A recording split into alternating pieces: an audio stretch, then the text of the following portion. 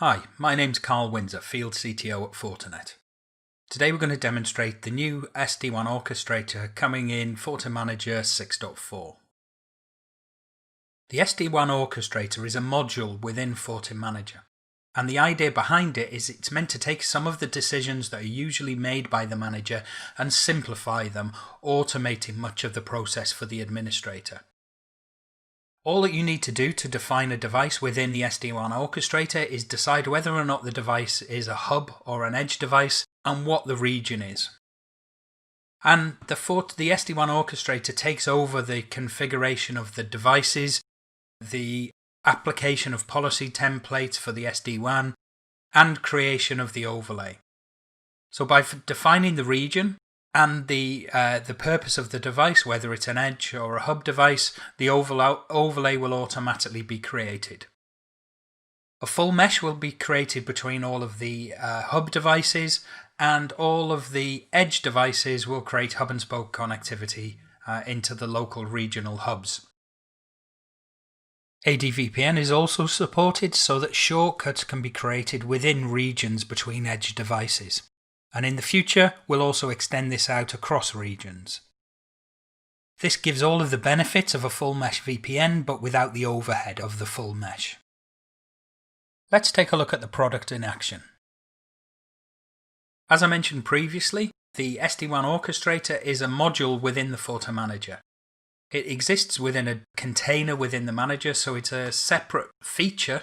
However, it uses the manager APIs and the manager interfaces to communicate with the FortiGate devices. If we click on the SD-WAN Orchestrator, we get taken and single sign-on straight into the application. The first view that you get when you log in is the dashboard, and from the dashboard you can see lots of different metrics about the network. The thickness of the line will tell you how much traffic is flowing over the network between these locations. The color will tell you what kind of state it's in. Hub devices are shown with arrows, the edge devices with the dots in the middle.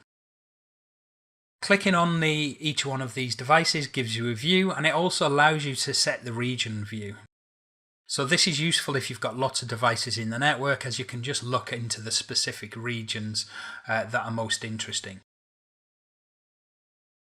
The hub view allows you just to see the primary devices on the network, the hubs that are most important, and provide all of the connectivity to the other devices.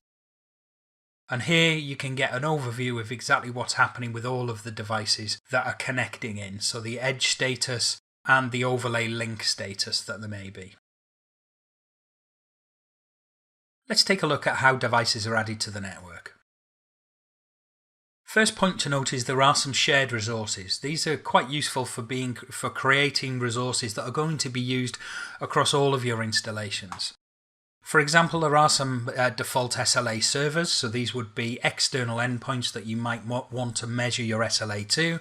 So we have Google DNS and Office 365 pre-created. Some predefined SLAs for high, medium and low quality SLAs.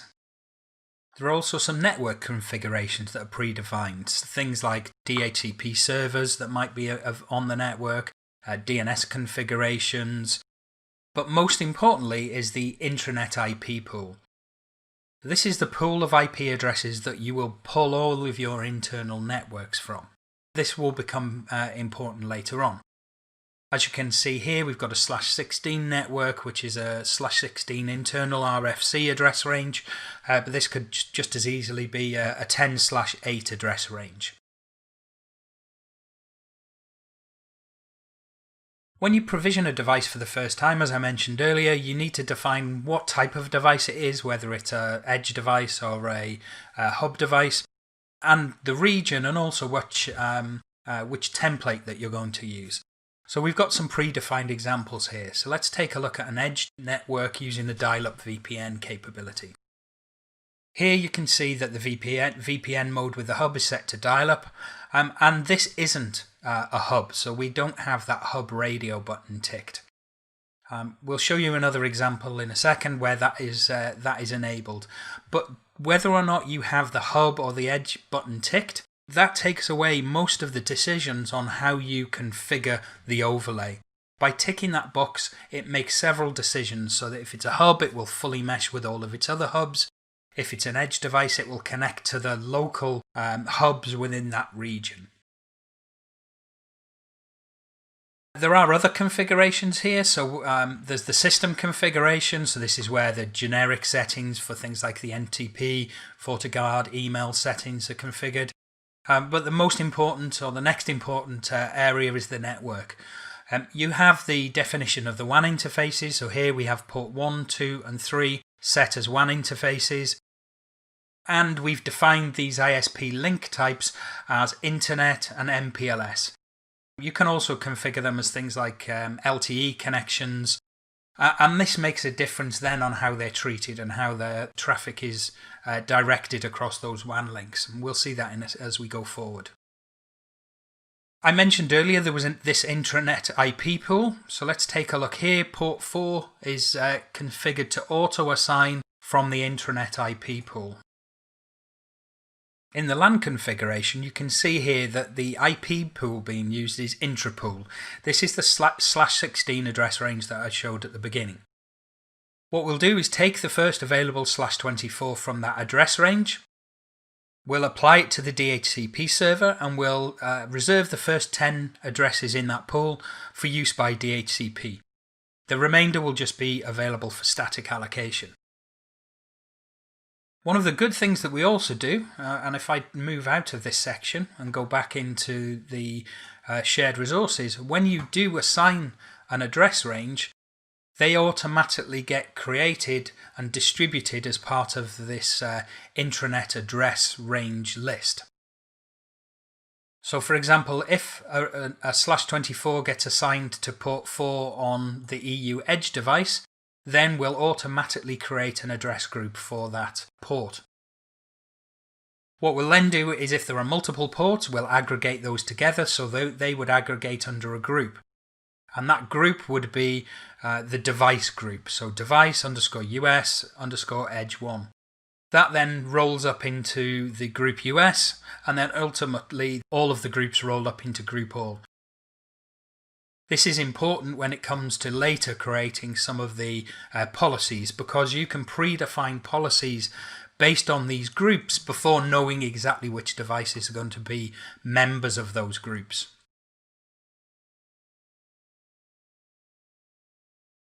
So let's take another look back into this profile, and we'll look at we've already seen the network configuration, so we're going to take a look at the business configuration now.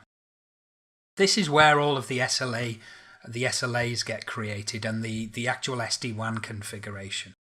First point to note is that we have two built-in rules. The built-in rules are for how to decide to distribute and route the traffic if there's nothing more specific in any of the rules above. So there are two rules. One is if the traffic is destined for group all. So again, this comes back to the creation of these intranet groups that I mentioned. So this is an automatic group that is created. So if the destination is any internal IP address, then send the traffic over the overlay network. Here you can see the destination address is that group all, the service is all, the group type is overlay, and the load policy is lowest cost. So this is saying if we've not met a more specific rule, send the traffic over the overlay and it's destined for internal, which is that group all, send the traffic over the overlay and use the lowest cost load policy. So you just use the cheapest link that we have available. One above that then is, the one below that is the underlay. So if the traffic's destined for internal, we send over the overlay. If the traffic is destined for something else out on the internet, any other IP address, send the traffic over the underlay and again use the lowest cost network. So using all of the public lines. So this is use the WAN interfaces and send it over the lowest cost network. And we're not worrying about the SLA here either. We're using the lowest SLA. Now the reason for this is if you then have something that's more specific, some traffic that's business critical, and here we've got two examples, one of being SIP, voice traffic, and one of being Office 365, then we will use different networks and higher quality SLAs potentially. So let's take a look at these two more specific rules. Here we've got voice traffic. So if the destination is group all, so again if the destination is internal, so it's one of the devices, any of the endpoints, any of the IP ranges that are on the internal network. If it's SIP traffic, so if it matches the SIP UDP rule that we have, Internet Service Database rule that we have, then use the overlay, use the highest quality network. So again, this is, in this particular case, this is voice, so we want this to be high quality. So we will then send this over whichever link out to multiple paths that is the highest quality. The next rule is Office 365. Office 365 is on the underlay because of course this is out on the internet. So in this case, if the destination type is the internet service Microsoft Office 365, use the underlay network. Use high throughput across all public lines. So this means distribute the traffic across all of the available WAN links. In this case, we've got the SLA quality set to low, but you might say, well, okay, this is Office 365, this is business critical, so let's use a higher quality SLA. Let's move to the medium SLA. But you can make that decision based on your business policy and the SLA that is required by the particular application. So here you can see it's very simple to build up a business policy, and the good thing is that a business profile, and you only need to do this once because this is just a template that you're going to apply across all of your devices. The only exception to that is if you needed a hub device. So here we're going to go into the hub configuration. The only difference between this and an edge device, you might have different policy at your hub location, but you've got this hub tick box created or enabled. So here, this is defined as a hub, so this is what will trigger the configuration of the overlay, and this being the fully meshed with all of the other hubs and the other devices, just being hub and spoke VPN connection. That is as much configuration as you need to do for the overlay. We don't have any other requirement. You don't have to specify phase 1s, phase 2s, pre-shared keys. The whole point of the orchestrator is by ticking that box or not ticking that box, that is the extent of the configuration you need to do for the overlay. The orchestrator takes over all of the rest of the configuration for you. Now let's take a look and see how this is applied at a device, on a device basis. So here you can see we have two regions, an EU and a US region, and within each region we have a hub, a US and EU hub, and then two edge devices, US Edge 1, US Edge 2 in the US case. They have then been assigned a profile. So the profile here is a hub dial-up or edge dial-up. And similarly in the EU we have similar configurations. You can pre-create devices before they connect, so that what you would do is specify the device name and the serial of the device, the type of device, whether it's an edge or a hub device, the region that it's located in, so in here we've got the EU and US regions, which profile you want it to have applied, and then the action that it takes once first online. So you can have this either synchronize the configuration, retrieve the configuration, or you can have it as an action of none. In the case of none, it would connect and it would stay as unassigned. So it wouldn't join any of the region and it wouldn't automatically create the overlay. This is required for when administrators want to verify that the device is the correct device, maybe speak to the administrator who's connecting it or the user that's connecting it at the remote site before allowing it onto the network. So various different options for pre-creating the device. You can also import the lists so that you can import them with a CSV file so that you don't have to manually enter all of this information. When a device connects, it should synchronize. There are devices that are out of sync at the moment, and this means that the synchronization hasn't taken place because a change has been made after the synchronization. You then can either synchronize at the device level with install configuration to the device itself. You can do this on a per regional basis, and you may choose to do that out of hours, or you could do that across all devices with the install all configuration setting.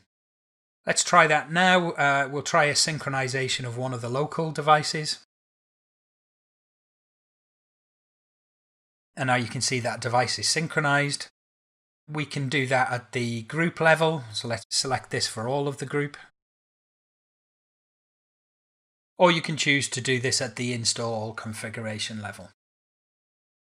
Now that we've seen how devices can zero-touch provision and how they'll pick up their configuration from the templates that we've assigned, let's take a look at how you monitor the network in a little bit more detail. As I mentioned earlier, we have this view where you can get information about the devices and you can view regions, but you can also enter the overview for each device when you click on it. That's also accessible on the left-hand side as well from the configuration on the left-hand side, but let's take a look at this view. This is the device view, and it gives you some overview information about the device and the device health. So here you can see the CPU, disk, memory. You can see that for the past hour or past 6 hours, depending on what level of information you want to see here. Usually it's a real-time health you're looking for, so that's the default setting. You also see information such as top sources, top applications, throughput across the device, number of sessions, so useful information for just looking at the health of the devices. You can then also click on the to look for the link status, and here you'll see information about the overlay networks. So this gives you the overlay, in effect, MOS score from bad to very good.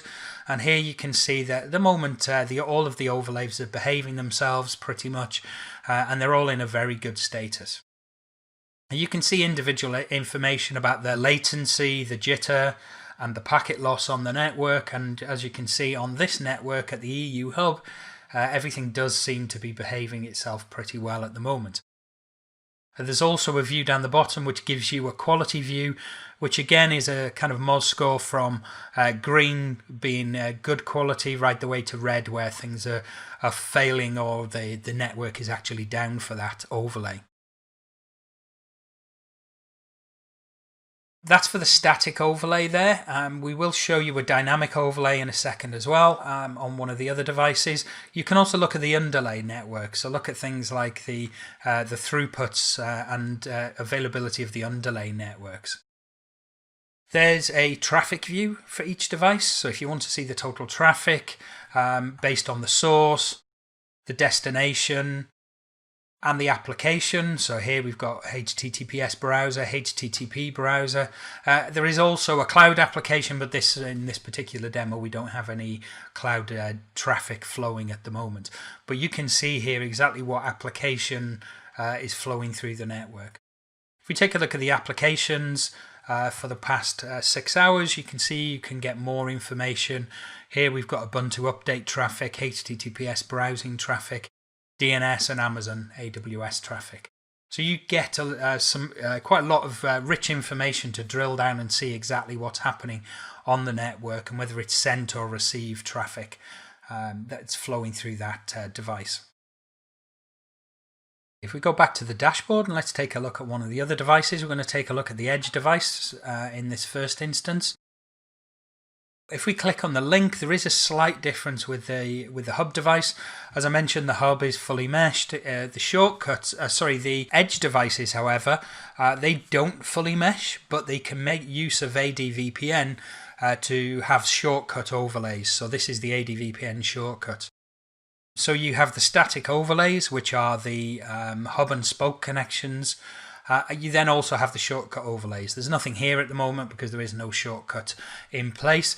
But if a shortcut does come up transiently, you will get data about it, and the monitoring of the SLA across that link, you will see that information here. If you want a higher level view of all of the information on this left hand side, instead of looking at the devices themselves, the individual devices, you can look for a summary across all of the devices. So if you click on traffic, this is across the whole of your network. This will give you an aggregate of all of the traffic across all of your devices. So here you have source, destination, application, and cloud application. Again, no information on this because we have no cloud applications, but you will have that aggregated across all of your devices. Similarly, there's an SLA view. So here we have two SLAs being monitored at the moment, two public SLAs rather than just the internal ones, Office 365 and Google DNS. And you can see here exactly where that is operating and in what quality. So it's a good quality in the EU on one node, and it's excellent quality everywhere else. So hopefully this brief demonstration of the SD-WAN Orchestrator has given you a good overview for how it can help you to simplify your SD-WAN implementation with FortiGate. Thank you.